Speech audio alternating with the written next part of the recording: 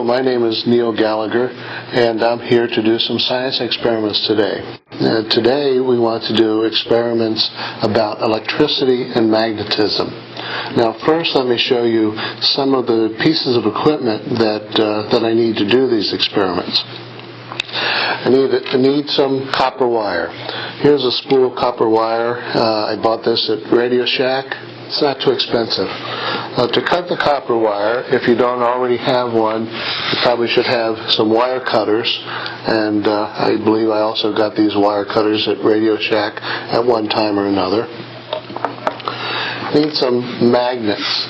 Now these particular magnets that I have right here are also magnets that I purchased at Radio Shack, and these two magnets are disc magnets or with holes in the middle, so you might say they're donut magnets, and show you why we need the holes in the middle in a minute. Then a very small disc magnet, not much bigger than a button or a dime right here. I'll need that. And I also have a bar magnet. Now, you really don't necessarily, for what I'm going to use the bar magnet and the small disc magnet for, you could almost use any magnet. Also need some batteries. Here I have a D-size Radio Shack battery. We could probably also get by with a AA battery for doing just about everything. Have a pencil. And I don't think Radio Shack sells pencils, so I don't know. You have to figure out where you're going to get a pencil from. And I have a screwdriver with wire wrapped around it right here, and so you can see one of the things I do with the wire. I also have a few alligator clips, which I also purchased at Radio Shack. Again, these alligator clips aren't absolutely necessary. They just make some of the things a little bit easier. So let me begin by talking about where magnetism comes from, or the relationship between electricity and magnetism. The interesting fact is that the only way you ever see a magnetic field is when you have moving charge.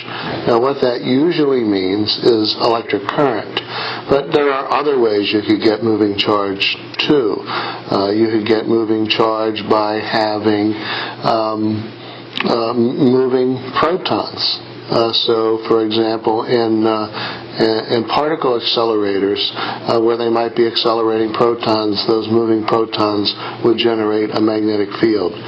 But usually, for us, the way we see magnetic fields is from moving electrons. And that's even true for the Earth's magnetic field. The Earth's magnetic field is caused by the molten core of the planet. It's deep down toward the center of our sphere. The molten core of the planet rotates, and it rotates slightly faster than does the outer crust of the planet. And this rotation of the core, which has electrons in it, generates the magnetic field that we measure as the Earth's magnetic field and that we can see with a compass. In fact, a compass is a convenient tool that we could use for measuring magnetic fields. In fact, I could have a compass here today to show you how we generate some of the magnetic fields that we will produce. But I've decided to purposefully avoid using a compass and to try to demonstrate the magnetic fields in some other ways. First, let me show you something really quite simple, quite straightforward, and we need the pencil, and we need our two donut magnets to demonstrate this. Well, as you may know, that magnets have north and south poles, and the opposite poles on magnets attract. So if you put a north pole close to a south pole and let it go, they'll come together and stick together. But if you take two north poles or two south poles and put them close to each other, they push apart. And in fact, even with these magnets, which are relatively weak magnets, the magnetic field, as the two magnets become close, the attraction or repulsion force of the magnetic field is very, very strong as compared to, let's say, the force of gravity. When you consider that here we are sitting on our planet Earth, the force of gravity is generated by the entire mass of the planet Earth, that the magnetic magnetic field generated in these two weak magnets is stronger than the force of gravity. So let me show that to you right here, in that I'm going to take this one disc magnet, I'm going to put it over the pencil like that, and I take the other one and I put it on there, and so the magnetic force between the two magnets is strong enough to overcome the force of gravity. In fact, you can see that if you could use magnets to generate something that would behave like a spring. And this is something people have used magnets for. So this is, I think, a pretty neat, interesting experiment that you can show with a pencil. Now, as I said, that one way that you only generate magnetic field by having moving charge. So suppose we had a wire, like this wire here, and we had electric charge moving through the wire.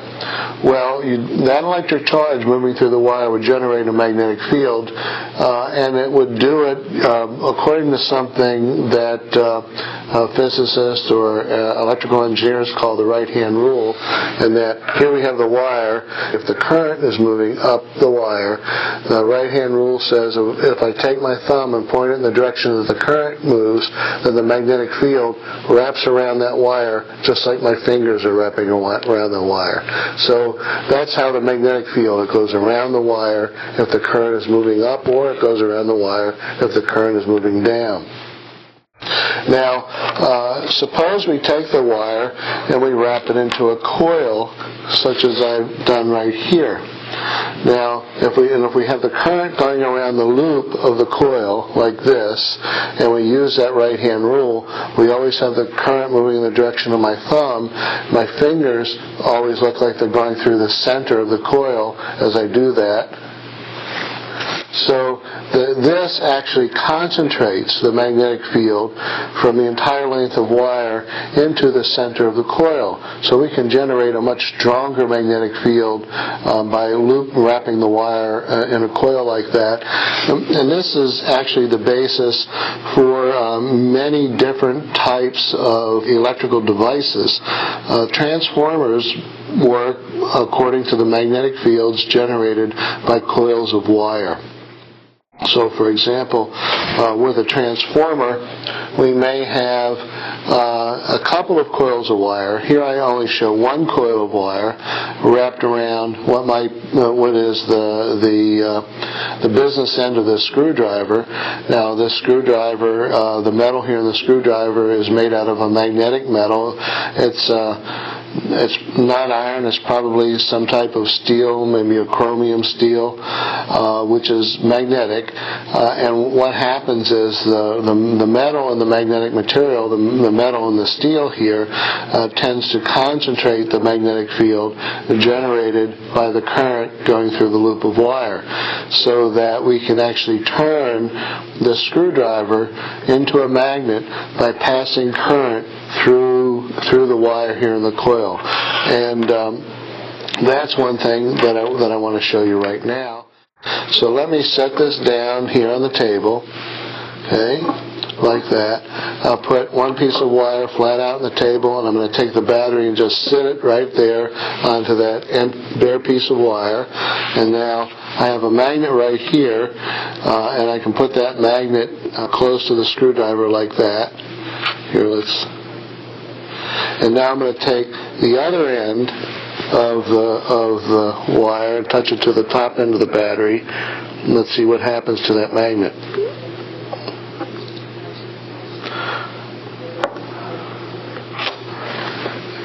See, it's attracted right to the screwdriver. I can make it spin if I did this just right. But notice if I try to orient it so that the disc magnet is repelled, what happens is it tends to turn around and then become attracted like that. Okay, let me show you now with this coil of wire the same thing. Here I've argued that the magnetic field goes inside the coil. So in fact, what we generate when we run the magnet through here is that one side acts like a north pole of a magnet, and the other side acts like a south pole of a magnet. And again, I'll use this small disc magnet to illustrate the principle. And here, let me use these alligator clips. I'll attach one end of the alligator clip to the coil. I'll do that in a minute, set the battery on there. Let me put another set of alligator clips onto the other end of the coil, like that, right there. Okay, so let me get this here close by. I put this on here. I have to touch this with one hand so I can get this close by.